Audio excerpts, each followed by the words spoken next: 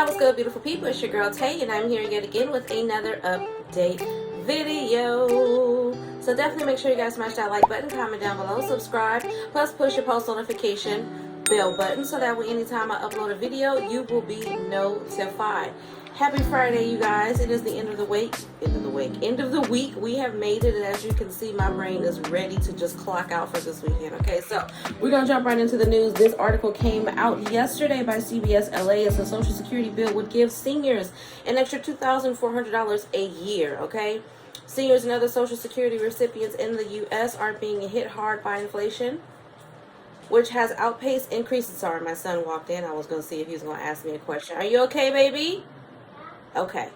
Outpace increases in their benefits this year. Now, some lawmakers have a plan to boost Social Security payments by $2,400 per recipient annually, while also shoring up the program financially. The Social Security Expansion Act was introduced June 9th by Representative Peter DeFazio, a Democrat from Oregon, and Senator Bernie Sanders, of course, an independent from Vermont. The plan comes after the Social Security Administration earlier this month said Americans will stop receiving their full Social Security benefits in roughly 13 years without actions to shore up the program. Social Security recipients receive one cost of living adjustment, or COLA, each year, which is based on inflation and is supposed to keep their benefits in line with rising prices. But this year, beneficiaries are seeing their purchasing power wane as inflation overtakes their latest COLA increase of 5.9%. Inflation in May rose 8.6% from a year ago, a 4-decade high that pushed up the cost of food, shelter, energy, and other staples. The new bill would seek to lessen the strain on people collecting Social Security by boosting each recipient's monthly check by $200, an annual increase of $2,400. Many more seniors rely on Social Security for the majority, if not all, of their income, said Martha Shedden, president of the National Association of Registered Social Security Analysts. That was a really long title. $200 a month can make a significant difference for many people, she says. We already know what the average paycheck is. The average Social Security check is around $1,658, okay? So a $200 increase would represent a 12% boost. The bill would also make several additional changes to the program, including buttressing. I don't know if that's the word. That's what it looks like. The program's funding by applying the Social Security payroll tax on all income above $250,000. Okay, currently earnings above $147,000 aren't subject to the Social Security tax. So some good news there. Okay, obviously it hasn't passed yet, but still some good news. I think an additional $200 a month, even though not much, and considering what may possibly happen next year with inflation, they may need to bump that up a little bit more. Whether or not they're going to do that is a completely different story. But $200 is good. But like I've been saying, and I hate to be a Debbie Downer in this situation, but they always seem to increase money with social or government funding programs like this, but it still keeps people, I want to say, just below where they need to be living comfortably. And some people seem to confuse comfortably with being wealthy. Comfortably, in my mind at least, doesn't mean that I am wealthy and I can go out there and buy me 15 Mercedes-Benz just because it's a Friday. Comfortably to me means that I can take care of all of my necessities without remaining broke until I get paid the next week or the next 2 weeks or whatever it is, okay? I just want to be able to buy toilet paper, paper towel, dishwashing liquid, all the things that I need for my house, make sure that I can put clean clothing on my children's bodies, food in their stomachs, be able to keep the lights on and the gas, okay? Among other things, and be able to afford the gas that's going into my vehicle, among other things, okay, etc., etc. As long as I can do that and still keep a little bit of extra cash in my pocket just for emergencies, I'm great. I'm great. Moving on from that, let's see here. There was something else that I wanted to read. Where did it go? Okay, so you guys know that they're still discussing the situation in California as it pertains to the gas, debit cards, or whatever. So let me just refresh your minds. California has the highest gas prices in the nation, with the average price approaching $6.50 per gallon and more than $8 per gallon in some parts of Los Angeles. Okay, some lawmakers are looking at whether it's possible to use a $100 billion budget surplus to suspend the gas tax, but top state Democrats have shut down the proposal, says Emily Hoeven, I don't know, Hoe Hoven. I think it's Hoven. Emily Hoven, who writes for What Matters, Cal Matters daily newsletter, okay? They think it's possible that gas suppliers could eat up those savings and not pass them on to consumers. And also because they went through a very, very harrowing political battle when they passed the gas tax increase back in 2017, she explains. Hoven says Governor Gavin Newsom has doubled down on sending every registered car owner $400 debit cards and making public transit free for 3 months. But she says some lawmakers don't approve of his plan because it's tied to car ownership and would rather send $200 checks to individuals who make $125,000 a year or less and families that make up to $250,000 a year, okay? They say that They say that leaves out the most vulnerable Californians, people who may not be able to afford a car, and people that rely on public transit, and people that are feeling price hikes for groceries and other things in life, Hoven explains. She adds that sending money directly to Californians could actually cost the government less. The amount of money being paid to each person is smaller. The governor's proposal, when all is said and done, is about $11.5 billion, and the Democratic plan, the one to send $200 to the adults and then $200 per dependent, is about $8 billion.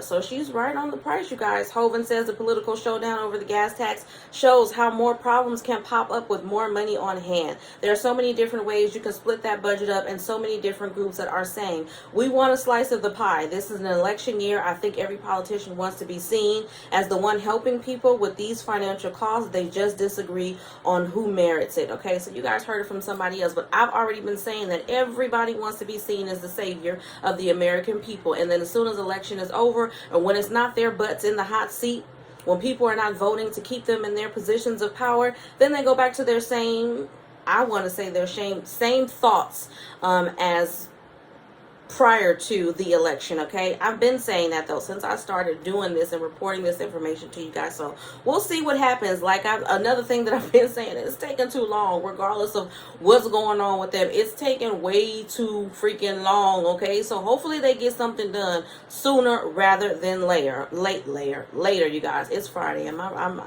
TGIF, okay? Moving on from that, there was one more. There was something else that I wanted to bring to you guys. Is this it? Let's talk about some tea. What's going on? Okay, so it says House passes long overdue financial equity package. This came out yesterday by The Hill. The House on Wednesday passed a package that addresses racial disparities in employment, income, and access to affordable credit. The package intends to combat inequities by increasing access to federal credit unions in underserved communities and promote access to fair housing. Okay, it will also provide funding for minority-owned financial institutions and community development financial institutions whose work is critical to serving low-income communities, said co-sponsor Representative Carol Maloney. Okay, she is a representative of New York. Representative Alma Adams of, I want to say, North Carolina, tweeted that the package builds on ongoing work and is long overdue.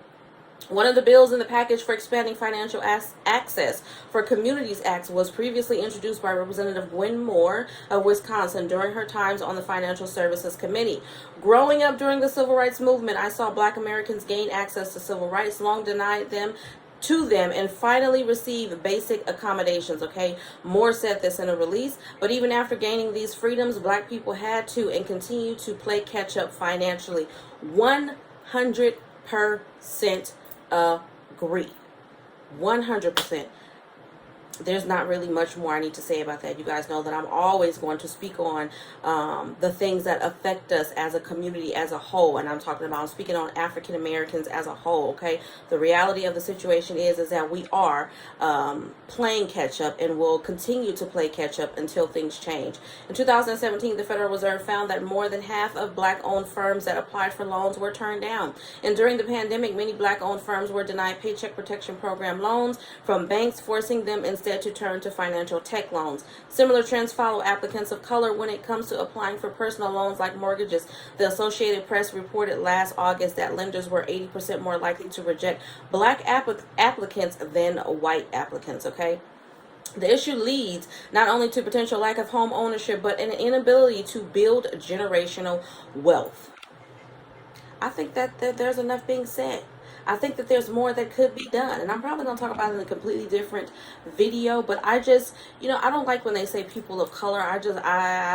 There's just something about that. I'm not even sure I like African American, to be perfectly honest. I know that has nothing to do with what I just read to you guys, but I don't like being considered a colored person, okay, especially with all of the history surrounding that word. And I don't like being considered an African American. Doesn't have anything to do with my ethnicity or anything like that. I am proud to be a woman of color. I just don't like the title that has been given to my people, if that makes any sense. So moving on from that, you guys, I want to say that for the most part, there's some good news that I've been able to share with you guys today. Now, as always, I'm going to leave you guys with emergency SNAP maximum benefits. I don't think it's necessary for me to go over.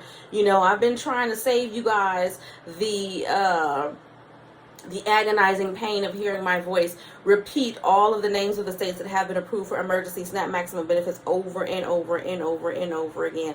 I did provide the payout dates in yesterday's video, I believe. So if you guys did miss that, feel free to get caught up, okay? But for emergency SNAP maximum benefits for the month of June, without giving you the payout dates, looks like everything is the same, but I'm still going to give you guys the currently approved states. We have Alabama, Alaska, California, Colorado, Connecticut, Delaware, DC, Georgia, Guam, Hawaii, Illinois, Kansas. Sorry, I saw an email go across my screen. Louisiana, Maine, Maryland, Massachusetts, Michigan, Minnesota, New Hampshire, New Jersey, New York, North Carolina, Ohio, Oregon, Oklahoma, Pennsylvania, Rhode Island, South Carolina, Texas, Utah, Virginia, Virgin Islands, Vermont, Washington, West Virginia, and Wisconsin. All right, let's check out P-Ebt really quickly. I think I'm going to try to work on that this weekend for you guys. I'm not making no promises, because y'all know weekends is my time to rest, relax, decompress, and record content for my beauty and lifestyle channel, which, by the way, if you guys are not already subscribed to my beauty and lifestyle channel, don't hesitate to check it out. The link will be down below in the description box. Now, for the current school year for pandemic EBT, we have Alabama, American Samoa, Arizona, Arkansas, Colorado, Connecticut, Delaware, Florida, Hawaii, Indiana, Illinois, Kentucky, Louisiana, Maine, Maryland, Massachusetts, Michigan, Minnesota, Missouri, Montana, Nebraska, Nevada, New Mexico, North Carolina, Ohio, Oklahoma, Pennsylvania, Puerto Rico, Rhode Island, South Carolina, Tennessee, Texas, Utah, Vermont, Virginia, West Virginia, and Wisconsin. And then for pandemic EBT for the summer, we have 7 states: Alabama, Colorado, Indiana, Michigan, North Carolina, Vermont, and Wisconsin. So that's all that I have for you guys. I do want to apologize if you heard my son calling my daughter. He was out there trying to find a friend, honey. And I'm assuming she was upstairs playing on the game, and he was down here eating flaming hot Cheetos. For what reason, I have no idea. But as always, you guys, I hope this information was in some way helpful or useful to you guys in the least little bit. Do me a favor if you haven't already. Don't forget to smash that like button, because it really does help to let YouTube know that you like what I'm doing and you want me to stick around, okay? I want to stick around for you guys. Drop me some black hearts down below. I don't know. I'm just drop me some black hearts down below. You guys, let me know you made it all the way to the end of the video. As always, I'm going to say to you guys, remember to live, love, and elevate. I hope that you guys do the same thing that I plan on doing, whether you're doing it with a group of people or whether you're doing it by yourself. Rest, relax, decompress. It is necessary at all ages. For everybody, man or woman, it don't matter. You need that time to yourself, whether it's you taking a bath, whether it's you having a glass of wine, whatever it is, you guys. I encourage you guys to live every day like it's your last. Don't go out there and take all the money out your 401k. Don't do that. But take time to celebrate you. The small goals are just as important as the big ones. And I'm going to leave y'all on that note. I don't know why I went into all of that, but apparently somebody needed to hear that outside of myself, because I definitely needed to hear that for myself as well. But I'll see y'all in the next video, y'all. Peace.